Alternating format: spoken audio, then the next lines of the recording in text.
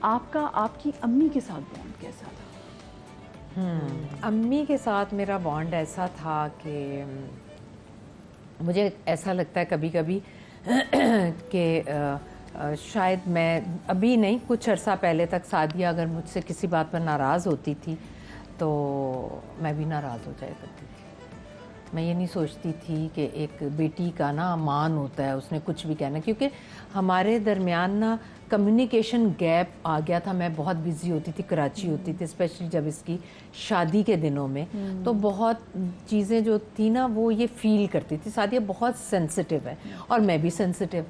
تو اب میں ایسا سوچتی ہوں کہ میں تو اپنی ماں کو بھی نا، ایک مرتبہ میں گئی تو وہ کچھ آرٹیفیشل فلاورز لے کر آئی ہوئی تھی، تو میں نے کہا کہ کہتی ہیں یہ بیٹا آپ کے لیے بھی لے کر آئی ہیں اور گھر کے لیے بھی.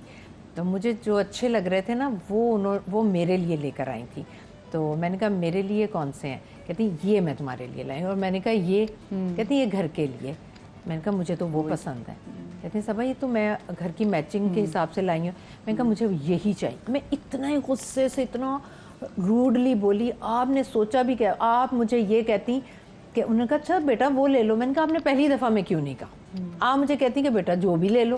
آپ نے یہ کیوں کہا کہ یہ میں نے گھر کے؟ میں نے تو ویسے ہی کہہ دیا بیٹا وہ لے لو. وہ جس طرح سے بول رہی تھی میں ناراض ہو کر گھر آ گئی اس بات پر. ممی پھر شام میں آئیں، دونوں بکے لے کر آئیں، کہنے لگی کہ یہ میرا بیٹا یہ لے لو، آپ سے یہ پھول اچھے ہیں. تو میں اب سوچتی ہوں کہ میں سعدیہ کے ساتھ اس طرح شاید نہیں کرتی تھی. وہ ناراض ہوتی تھی تو مجھے اس چیز کی اب بڑی کمی محسوس ہوتی ہے. تو میری امی نے تو میرے اتنے لاڈ اٹھائے ہیں. میری ماں جیسا تو ہر کسی کو اپنی ماں بہت اچھی لگتی ہے، لیکن میری ماں جو تھی نا وہ ایک ممی پڑھی لکھی نہیں تھی زیادہ، لیکن تہذیب تمیز آج کل کے پی ایچ ڈی سے زیادہ تھی. رشتوں کا لحاظ بے انتہا تھا. مہمان نوازی میں نے انہی سے سیکھی. اور کوئی آتا تھا تو میری اماں نا دوپٹے رکھے ہوتے تھے انہوں نے 4 موم کے لیسز والے، اور وہ انہوں نے نکالتی تھیں. میں کہتی تھی اوہ ہو آج تو آپ یہ دوپٹہ نکال رہی ہیں، کوئی آ رہا ہے؟ ہاں ہاں آ رہے ہیں. تو ہمیں پتہ چلتا. وہ کہتے ہیں مہمان جب آتا ہے نا گھر تو وہ گھر والوں کو دیکھتا ہے کہ ہمارے آنے کی انہیں کتنی خوشی ہے. بالکل یہ نہیں کہ آپ پسینے میں شرابور ان کا انتظار کریں، ان کو عجیب فیل ہو کہ ہمارے آنے کی وجہ سے کچن میں لگے. تو میں نے یہ چیزیں اپنی ماں سے سیکھی. اچھا آپ کی بہنوں میں فیوریٹ کون تھا امی کا؟ آپ فیوریٹ تھی، آپ کی باقی بہنیں فیوریٹ تھی امی؟ اچھا ماں کے لیے تو سارے بچے بہت فیوریٹ ہوتے ہیں، لیکن میں بہت فیوریٹ تھی. میں بس پتہ نہیں کیوں میں بہت فیوریٹ تھی. بہت ممی کے ساتھ بھی آخری وقت میں بہت رہی. میں اللہ تعالیٰ کا شکر گزار ہوں، میں بہت شکر گزار ہوں کہ اللہ نے مجھے اتنا ٹائم دیا اپنی ماں کے ساتھ گزارنے کا. آخری وقت میں جو 9 مہینے ممی کو برین ٹیومر تھا اور وہ بیڈ پر تھیں اور وہ بول نہیں پاتی تھیں، تو جس طرح سے میں اپنی امی کو نہلاتی تھی، اسٹول پاس کرواتی تھی، جیسے اپنی اماں کو نہلا کے پرفیوم پاؤڈر خوشبوؤں کی دیوانی تھی وہ سب کچھ کرتی تھی. اور میں کبھی روئی نہیں تھی کیونکہ مجھے خوشی محسوس ہو رہی تھی کہ یہ جو ان پر وقت آیا نا یہ تو اللہ کی طرف سے ہمارے لیے امتحان ہے. لیکن میں بڑی لکی ہوں. اور میری امی اپنے دامادوں سے پتہ ہے آپ کو مدیحہ کیسے بات کرتی تھی؟ حالانکہ میرے ہسبینڈ ان کے سگے بھائی کے بیٹے تھے. فیصل تسی اے لے لو، فیصل تسی اے کھانا ہے. خود کچن میں جاتے تھے، نہیں بھتیجا لیکن اس کو بھی وہ تسی ہاں جی بیٹا آپ. اور ہمارے بچوں کو بھی وہ ایسے پیار دیتی تھیں.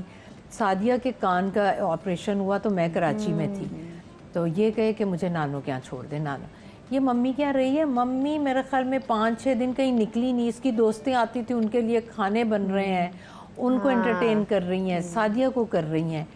ممی بس ایسی تھیں کہ میں آپ کو کیا بتاؤں. وہ جو جیسے بھی آپ نے کہا بھی نا کہ جو ان کی لائف کے آخری 9 مہینے تھے تو وہ آپ کے پاس ہی، تو میں سمجھ جو آپ نے جیسے بات بھی کی نا کہ جب اسٹول بھی پاس کرنے سے، this is something I can relate کہ جب آپ کے پیرنٹس آپ کی ماں بیڈ پر ہوتی ہے تو کن کی چیزوں کا خیال رکھنا ہوتا ہے. वो कितना हार्ड टाइम था वैसे, जैसे आपने कहा ना कि आप रोई नहीं, लेकिन आप देख रहे होते हैं बहुत सारी चीज़ें। हमने अपनी माँ को देखा हुआ है कि कुछ भी काम करो तो अम्मी इज़ अ सुपरमैन, मतलब अम्मी ये चीज़ करी वो चीज़ करी फलाने, लेकिन वो जब वही अम्मी जब बेड पे पड़ जाती हैं और वो आप पे डिपेंडेंट होती हैं, और फिर बड़ा पेनफुल होता है। बहुत पेनफुल था। और मैं इस्लामाबाद में दुबई में उन दिनों एक सोप कर रही थी, और जब मुझे पता चला कि मम्मी को ब्रेन ट्यूमर है तो मैंने उन लोगों को कहा, हालांकि वो मेरा करियर का स्टार्ट था, मैंने उन्हें कहा कि मैं अब आ नहीं सकूँगी। उन्होंने कहा नहीं, आपको वाइंड अप कराना होगा। मैंने कहा अभी वाइंड अप करें, क्योंकि मेरी अम्मी बीमार है, मैं उन्हें छोड़ कर नहीं आऊँगी। और आज अगर मैं सोचूं कि मैं काम छोड़ूं तो मेरे बजट पर क्या फ़र्क पड़ेगा, मेरी ज़िंदगी पर क्या फ़र्क पड़ेगा, तो बहुत सारी चीज़ें सोचनी पड़ती हैं। मदिया, उस वक्त मैंने कुछ सोचा ही नहीं, और मैं छोड़कर आ गई। बात माँ की थी। और मेरी सवाल क्या किया था आपने? वही ना कि कितना हार्ड था आपके लिए। हार्ड, बहुत मुश्किल टाइम था, बहुत मुश्किल टाइम था, क्योंकि हमारे घर का एक पिलर मेरी माँ थी, और उनको बीमारी भी ऐसी लगी कि वो फिर ब्रेन ट्यूमर हुआ, तो वो 6 माह तो वो बोल नहीं सकी। तो डॉक्टर्स कहते, हम सब बहन भाइयों ने, अचानक हुआ ना, और अचानक हुआ। और मैं सिर्फ मैंने खिदमत नहीं की, मेरे भाइयों ने, मेरी भाभीयों ने, मेरी दोनों बहनों ने, सब ने, लेकिन चूँकि सब अपने अपने घर में थे, और मेरा घर मम्मी से डिस्टेंस इतना ही था कि मैं 5 मिनट में पैदल चली जाया करती थी। तो मैं जाती थी, उन्हें कभी कभी मैं व्हील चेयर पर बिठा कर अपने घर ले आया करती थी, उनके लिए कमरा तैयार किया, मेरे बच्चों ने उनकी खिदमत की। लेकिन उनकी जो तकलीफ़ थी उनको लास्ट में, तो कभी डॉक्टर ने कहा था कि जब इन्हें फिट्स पड़ेंगे ना, तो ये बेड से इतना इतना ऊंचा उछलेंगी, इतनी तकलीफ़ होगी। लेकिन मदिया, मैं दुआएं बस करती थी, अल्लाह मियाँ आपने ले जाना है ले जाएं, लेकिन हमें मेरी माँ की, क्योंकि मेरी अम्मा बहुत साबिर खातून थी, तकलीफ़ ना दिखाएं। साबिर माँ तो बताती ही नहीं है कि अंदर गुजर के आ रहा है। और आपको बताऊं, 9 माह में उनकी हाय भी नहीं सुनी हमने। और डॉक्टर्स कहते थे ये 4 माह से ज़्यादा मुझे नहीं लगता था सरवाइव कर सकेंगे, आप बच्चों ने इनको जाने नहीं दिया। और जब वो, ये बात शायद मैंने कभी नहीं डिस्कस की, जब मम्मी की डेथ हुई, हॉस्पिटल में हुई, तो मेरे भाई बाहर थे, और उन्होंने कहा कि जब तक मैं नहीं आऊँ, तो हमने उन्हें कोल्ड स्टोरेज में रखा। अब मेरी अम्मी हमेशा कहा करती थी, मेरी फुफ्फो फौत हुई तो उधर से आई तो कहने लगी कि आपा का चेहरा जो है ना नील पड़े पड़े हुए थे, मुझे बड़ा दुख हुआ। ये जब जनाजा पड़ा हो ना, एक खूबसूरती होनी चाहिए, और जनाजे वाले घर में ना ये जो शोर होता है ना रोने पीटने का, ये नहीं होना चाहिए। एसी चलते हों, नौकर आके पानी पूछ रहे हैं, खामोशी से बैठे हों, और ऐसे। तो ये मम्मी जब फौत हुई, आप यकीन जाने मदिया, मेरे दिमाग में ये चीज़ें चल रही थी। लोग समझते थे पता नहीं सबा तो पागल हो जाएगी रो रो के। मैंने अपने भाभी के भाई को बुलाया, जो कि मम्मी को भी बहुत अजीज़ थे, अल्लाह ताला उनको सेहत दे, वो हमारे दिल के बहुत करीब हैं, क्योंकि मेरी अम्मा बहुत प्यार करती थी रज़ा भाई को। तो उन्हें मैंने बुलाया, मैंने कहा रज़ा भाई ये तो हो गया, मेरी माँ का वक्त ख़त्म हो गया, लेकिन मेरी माँ की ख्वाहिश थी कि मैं जब जाऊँ तो मैं शान से जाऊँ। और गर्मियाँ थी बहुत, आपने शामियाने वो लगाने हैं जो शादियों पर लगाते हैं, साफ़ सुथरे, गंदे ना हो, और नीचे भी उन्होंने जो भी आपने दरिया नहीं डालनी, कारपेट बिछाने हैं कि मम्मी आने वालों को तकलीफ़ ना हो। उन्होंने, वो हैरान हो रहे थे कि बाकी सबको ज़ाहिर है सब तकलीफ़ में थे, दुख में थे, लेकिन मेरा दिल था मेरी माँ की ख्वाहिशें पूरी हों। मैंने कहा किसी ने नहीं ऊँची रोना और कुछ। और मैं भी, मेरे ख्याल में जब मम्मी को हॉस्पिटल से लाए हैं, मैं 5 मिनट ही चीख चीख के रो सकी होंगी, उसके बाद मैं नहीं उस तरह से रोई। फिर हमने कोल्ड स्टोरेज में रखा, तो जब हम लेने गए, भाई आया, तो मैं और मेरे बड़े भाई गए, तो जब उन्हें एम्बुलेंस में लेटाया तो मैं नीचे बैठ गई, और मैंने दुआ की कि अल्लाह मियाँ मैं अपनी माँ का चेहरा देखूं तो कोई नील ना पड़े हो। मम्मी चाहती थी मैं खूबसूरत लगूं, और अगर ऐसा हुआ ना तो मैं एक आंसू नहीं बहाऊंगी। मम्मी का जब तक जनाजा नहीं उठेगा मैं एक आंसू नहीं बहाऊंगी। मैंने उनका जब चेहरा हटाया, देखा, तो मुझे लगा कि मेरी माँ सो रही है, میرے چہرے پر مسکراہٹ آئی. پھر ہم نے بہنوں نے بھی ان کو غسل دیا, اور جب ان کو ہم نے لٹایا, اٹس ویری ٹف اپنی ماں کو غسل دینا.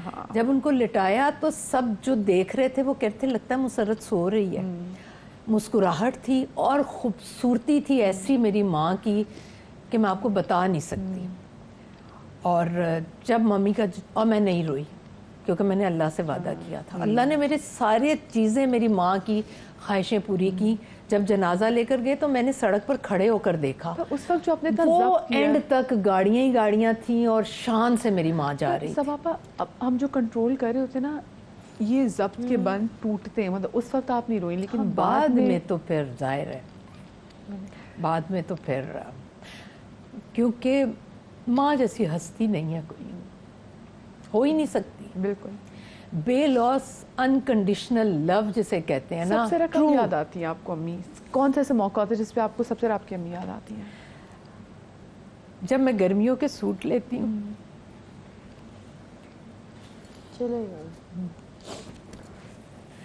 میری اماں کو اچھے کپڑے پہننے کا بہت شوق تھا.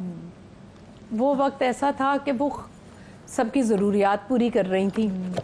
ہم لوگ بھی اتنے ویل سیٹلڈ نہیں تھے, یا پھر اس وقت اندازہ نہیں ہوتا, لیکن میں تب بھی اپنی اماں کے لیے سوٹ لایا کرتی تھی. جب وہ بیمار ہوئی میں ان کے لیے 5-6 سوٹ لیے اور میں نے سلوائے, تو مجھے درزن کہنے لگی کہ باجی یہ تو آپ نا ہلکی پھلکی لون لیتی اور بنوا لیتی, انہیں کون سا میں نے کہا یہ آئندہ نہیں کہنا.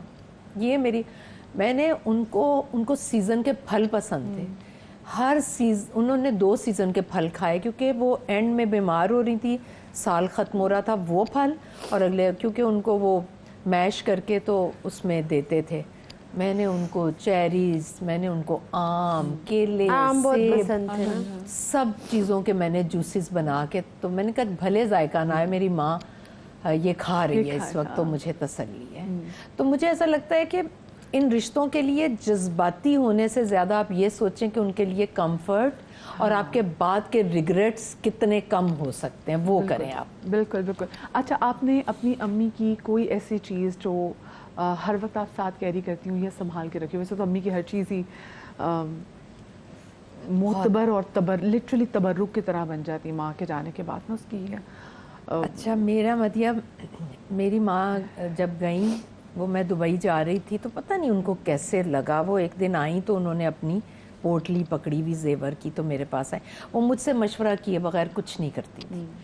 تو میرے پاس آئیں تو کہنے لگیں کہ صبا یہ میری چیزیں ہیں, میں اس میں نے پرچی بنا کے بھی رکھ دی ہے, کون سی کس کی ہے, میں نے کہا اماں یہ باتیں نہ کیا کریں. یہ کیوں؟ کہتے ہیں بیٹا وقت کا کوئی پتہ نہیں ہوتا, تو سب کو ایسے ہی ملنے چاہیے یہ چیزیں. اور ان کی ڈیتھ سے کتنی پہلے؟ جب میں دبئی جا رہی تھی اور ان کو کچھ نہیں تھا, وہ بالکل ٹھیک تھی. میں جب گئی ہوں تو میرے بھائی نے بتایا کہ اس طرح نا وہ گیٹ پر گئی ہیں اور انہوں نے کہا کہ میں کہاں ہوں, اور ہم ڈاکٹر پر لے کر گئے. انہوں نے کہا انہیں برین ٹیومر ہے, وہ اتنا بڑا ہو چکا ہے کہ اس سے اب ہم چھیڑنے کا مطلب ہے کہ ان کا کوئی نہ کوئی حصہ جو ہے نا پیرالائز ہو جائے گا. تو میں نے کہا کہ نہیں. اچھا, ممی خود بھی کہا کرتی تھی کہ میں بیمار ہو جاؤں نا تو میرے ساتھ چھیڑ خانیاں نہ کرنا.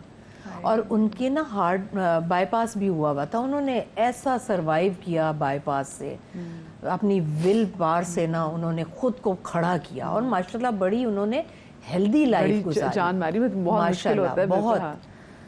تو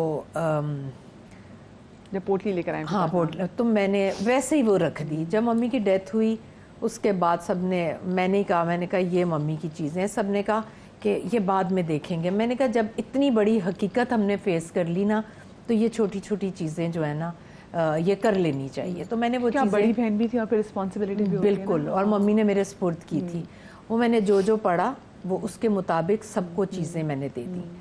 تو میرے بھائی کی بیٹی ہے اقصا, وہ ممی کو بہت پیاری تھی, بہت ممی اس سے پیار کر, کیونکہ وہ ساتھ رہتی تھی. ممی تو سب سے, سعدیہ سے, زنیبیہ سے, سب سے بہت پیار تھا, لیکن اقصا سے ان کو مجھے ایسا لگتا ہے کہ بہت پیار تھا.